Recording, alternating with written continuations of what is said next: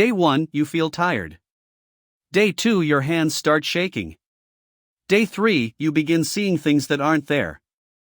Day 4, you can no longer remember your own name. Day 11, your brain has been pushed further than almost any human in recorded history. This is the true story of Randy Gardner, a 17-year-old boy who deliberately stayed awake for 264 hours. And what happened to his brain changed what scientists thought they knew about sleep forever. It was December 1963. San Diego, California. Randy Gardner was 17 years old and he had a science fair project in mind. He wanted to break the world record for the longest time a human had gone without sleep. The record at the time was 260 hours. Randy intended to beat it.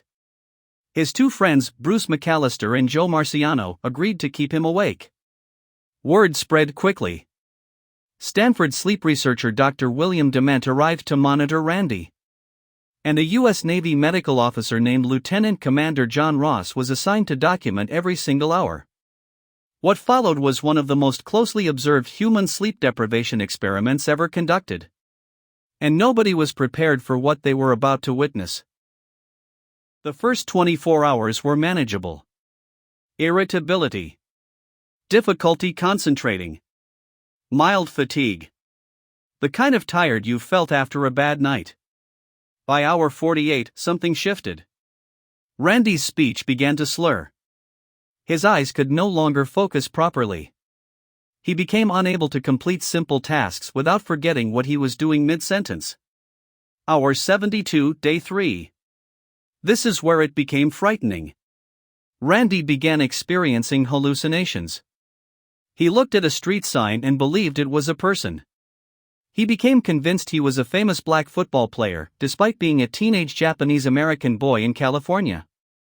His brain, deprived of the REM sleep it needed to process reality, had begun generating its own. By hour 96, 4 days in, Randy's cognitive scores had collapsed. Short-term memory was nearly gone. He could not count backward from 100. Paranoia set in. He became convinced Dr. Dement was trying to trick him. Hour 120. Day 5. Randy's hands trembled constantly.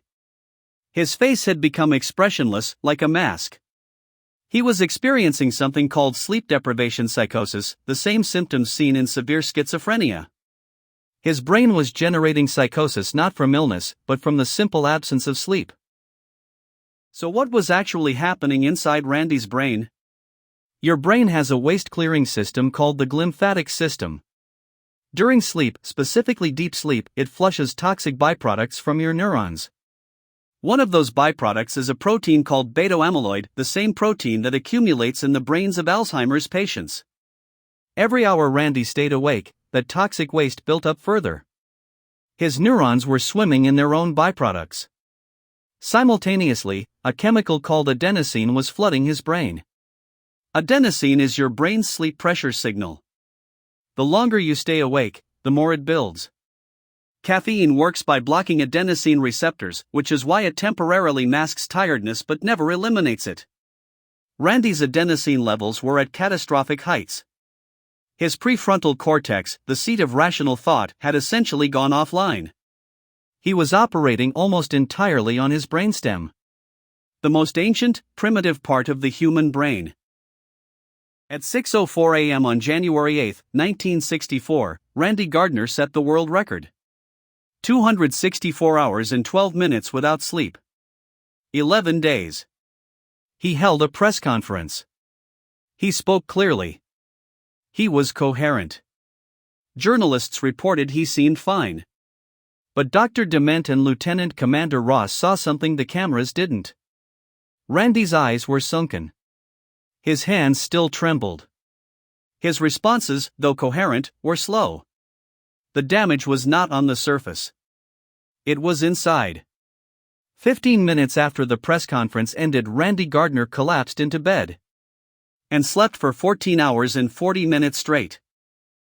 When Randy woke up, he seemed largely recovered. His cognitive scores returned to normal within days. Physically, the brain showed remarkable resilience. But the experiment left behind something more valuable than the record. It gave science its first detailed picture of exactly what happens to the human brain when sleep is systematically removed. We now know that sleep is not passive rest. It is active maintenance. Every night your brain is flushing toxins, consolidating memories, repairing neural connections, and resetting emotional regulation. What Randy endured in 11 days is a compressed version of what chronic sleep deprivation does to millions of people over years. Just slower, quieter, and far more dangerous. Because you don't notice the damage until it's already done. Randy Gardner is now in his 70s. He has reported suffering from severe insomnia for decades, some researchers believe a consequence of those 11 days. The record he set in 1964 has never been officially attempted again. The Guinness World Records removed sleep deprivation from their record books in the 1990s because the attempt itself had become too dangerous to sanction. Some records should never be broken. And some experiments teach us their most important lessons not in the doing, but in what is left behind.